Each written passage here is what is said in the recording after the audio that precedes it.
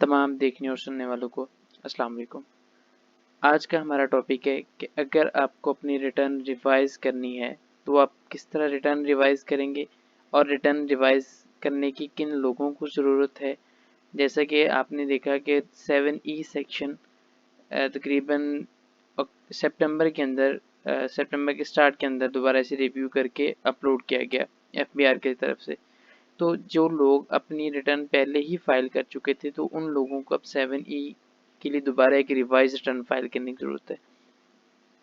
बहुत से लोग इससे पहले रिटर्न फाइल कर चुके थे, या अगर आपकी इसके अलावा कोई भी वजूहत है, मसलन आपको बाद में लगा कि आपके कुछ प्रॉफिट एंड लॉस में कोई इश्यूज आ रहे हैं, अगर आप बिजनेस रन कर रहे हैं, या अगर आप नॉर्मल सैलरीड पर्सन है तो आपको लगता है कि आपने कहीं पे भी छोटी मोटी कोई मिस्टेक हो गई है आपसे, जिसकी वजह से आप चाहते हैं कि आप उसे दोबारा से एक दफ़ा रिटर्न को रिवाइज कर दें।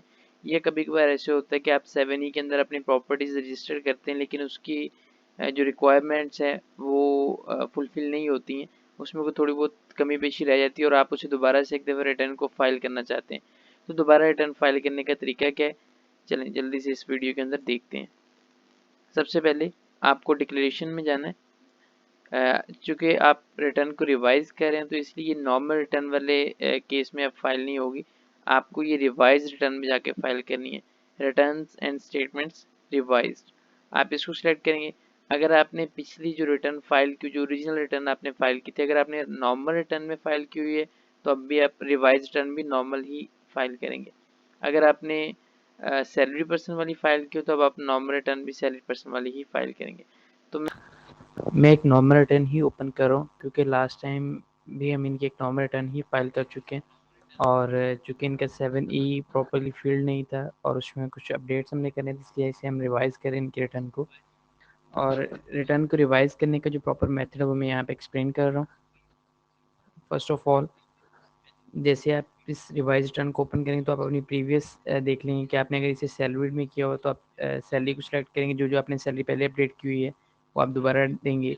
प्रॉपर्टी की डिटेल्स आप यहाँ पर एंटर करेंगे, और चूँकि 7E को कैपिटल गेन के अंदर प्लेस किया गया तो हम इसे जाके कैपिटल गेन के अंदर जाके चेंज करेंगे इनकी सारी डिटेल्स को। देखिए कैपिटल एसेट्स में आप जाएंगे और यहाँ पर आप 7E का जो भी आपका एसेट है वो रजिस्टर कर सकते हैं, और सिर्फ वही यहाँ पर एसेट रजिस्टर होगा जो आपका 7E के अंदर एग्जेम्प्ट होगा।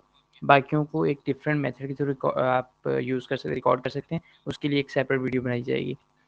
अभी यहाँ पे आप 7E की डिटेल्स एंटर करेंगे, जो भी आपका एसेट है, आपके पास एग्रीकल्चर प्रॉपर्टी है, फार्म हाउस है, रेजिडेंशियल है, जो भी है, और ये 7E के ऊपर जैसे आप प्लस के आइकन पे क्लिक करेंगे तो आपके पास ये डिटेल्स आ जाएंगी। यहाँ पर देखें आपने जो आपका मेजरमेंट यूनिट्स मरलाज में है जो भी वो आप एंटर करेंगे, इसके साथ साथ बाकी जितनी भी डिटेल्स गिवन है वो आप ऐड करेंगे। और उसके बाद अगर आपने अपनी डिटेल्स प्रॉपरली ऐड करने के बाद आप वेरिफिकेशन पे जाएंगे, क्योंकि नॉर्मल रिटर्न में जिस तरह नॉर्मली हम इसे सबमिट करते हैं ये वैसे सबमिट नहीं होती, आपने वेरिफिकेशन पे जाना है और वेरिफिकेशन करनी है। लेकिन आप देख रहे हैं कि वेरिफिकेशन के बाद भी ये सबमिट नहीं होगी, एक एरर शो करेगा, और इस एरर की वजह है कि आपको यहाँ पर एक अटैचमेंट ऐड करनी है, जो कि आपने एक एप्लीकेशन लिखनी है कमिश्नर के लिए, कमिश्नर एफबीआर के लिए आप लिख सकते हैं। ये डायरेक्टली आप जस्ट ये भी मेंशन कर सकते हैं कि कोई भी एक कंसर्नी जो भी है उनका एफबीआर का कंसर्नी है, आप उसके नेम पर एक एप्लीकेशन लिखेंगे और उसे आप ऐड करेंगे रीजंस फॉर रिवीजन के अंदर। यहाँ पर आप प्लस के आइकन पे जाएंगे और प्लस के आइकन पे जाकर आप अपनी रिटर्न को रिवाइज करने की जो एप्लीकेशन है आप यहाँ पे डिटेल्स मेंशन करेंगे, आप एक रिवाइज रिटर्न क्यों करना चाह रहे हैं, उसकी रीज़न मेंशन करके आप यहाँ पर डिपॉजिट कर देंगे। यहाँ पर इसे ऐड करेंगे, उसके बाद ये सबमिट हो सकती है।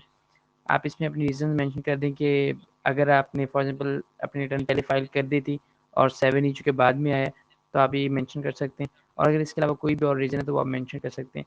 और ये जब तक आपका अप्रूव नहीं होगा, जब तक आपकी एप्लीकेशन अप्रूव नहीं होगी, तब तक ये आपकी जो प्रॉपर्टीज़ हैं वो शो नहीं होंगी आपके एक्चुअल रिकॉर्ड्स के अंदर, वहाँ पे शो नहीं हो रहेंगी। तो आपने सिंपली इसको रिकॉर्ड करना है और शेयर कर देना है। अगर आपको हमारी वीडियो पसंद आई है तो लाइक करें और शेयर करें। अल्लाह आपका हामी और नासिर हो।